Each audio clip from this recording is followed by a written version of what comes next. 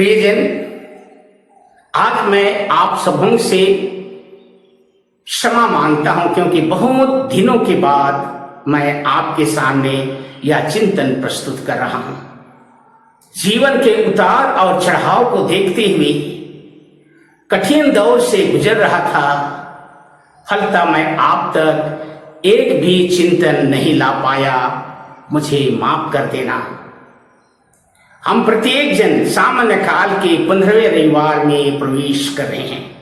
आज का पाठ बताता है कि ईश्वर के वचन में सामर्थ है और उस वचन को बोए जाने वाला जमीन हमारा हृदय है। निर्भर करता है कितना यह उर्वर है, फलप्रद है। चिंतन के लिए हम इसे आगे रखेंगे। इसायाह नबी के ग्रंथ अध्याय 55 पद संख्या 10 और 11 कहता है कि बारिश का पानी और ओस की बूंदे स्वर्ग से यूं ही धरती पर नहीं उतरता, हर चीज को या अंकुरित करता, फलप्रद बनाता, संसार को हरा भरा करके वापस जाता है। उसी प्रकार वचन भी ईश्वर के पास से आकर यूं ही नहीं चला जाता जब तक अपना योजना पूरा नहीं करता है। याद रहे कि ईश्वर का वचन आज भी क्रियाशील है, रचनात्मक है, सृजनात्मक है, फलप्रद है। ईश्वर अपने स्वर्ग राज के पांव को हमारे हृदय तक पहुंचाना चाहता है और यीशु ख्रीस्त के वचन को दिन ब दिन पल पल जीना चाहता है। प्रश्न उठता है कि आखिर यह वचन हमारे जीवन को क्या बना सकता है, हमारे जीवन में क्या ला सकता है। इस बात को व्याख्या करने के लिए यीशु ख्रीस्त ने संत मत्ती के सुसमाचार अध्याय 13 1 से 23 में बोने वाले का दृष्टांत बताता है। बोने वाला उदार मन से पूर्वग्रह से ग्रसित होकर नहीं, ये 4 प्रकार की जमीन पर बराबर बोता है। बोते बोते कुछ बीज रास्ते पर गिरते हैं। अब हवा की कमी, मिट्टी की कमी के कारण यह उग ना पाते हैं। आकाश के पंछी आकर उसको चुग जाते हैं। कहने का अर्थ है हमारा हृदय द्वार बंद है, कठोर है, इसलिए हमारे जीवन में यह वचन उग ना पाता, कुछ फल नहीं ला पाता है। और कुछ बीज पथरीली भूमि पर गिरे, मिट्टी कम होने के कारण उसके जड़ दूर ना जा पाए और वह उगते उगते झुलस गए, क्योंकि हमारे जीवन में विश्वास की अगाध कमी है, जिस वजह से हम छोटे ही परिस्थिति में झुलस जाते हैं। तीसरे प्रकार की जमीन को हम कांटीली जमीन कहते हैं, जिसमें ये बोने वाला बीज बोता है, लेकिन कांटीली झाड़ी उसे दबा देता है। संसार के प्रलोभन, संसार की शक्ति, शैतान की शक्ति हम प्रत्येक जन को दबोच लेता है।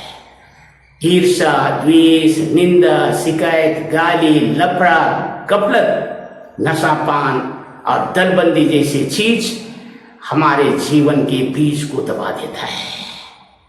चौथे प्रकार की जमीन में जो बीज गिरता है वह 30 गुना, 60 गुना और कुछ 100 गुना फल लाता है। प्रियजन, जेब खैबिन कहते हैं यहां बड़ी चीज नहीं है बीज बोने वाला कौन है, बड़ी चीज नहीं है कि बीज कैसे है, कहां है, कहां से लाया गया, लेकिन बड़ी चीज है हमारे हृदय की अवस्था, हमारा हृदय किस दशा में है, ईश्वरीय कृपा की दशा में है अथवा नहीं, क्या इन बीजों को सच्चे हृदय से ग्रहण करता है, ग्रहण करके इसे जीवन में अमल करता है अथवा नहीं। जानना बड़ी चीज नहीं है, मानना बड़ी चीज नहीं है, बड़ी चीज है जीवन में उसे अमल करना। और इसलिए हम प्रत्येक जन को सोचना पड़ेगा। फादर पीटर लुईस कहते हैं कि ईश्वर का वचन आज भी हमारे जीवन में आता है, निर्भर करता है हम अपने इस हृदय रूपी जमीन को कैसे तैयार करते हैं। क्या यह उर्वर है? जब हम गिरजा आते हैं या अपने घरों में बाइबल पढ़ते हैं, क्या हमारा हृदय ईश्वर के वचन के लिए तैयार है? कहने का मदर तेरेसा की भाषा में अगर मैं कहूँ, क्या हमारा हृदय, हमारा तन, हमारा मन, हमारी आत्मा कृपा की दशा में है अथवा नहीं? अगर कृपा की दशा में है तो मान के चलो आज भी फलप्रद होगा, आपके जीवन में महान कार्य होंगे और आपके जीवन 30 गुना, 60 गुना, 100 गुना से ज्यादा फल लाएंगे।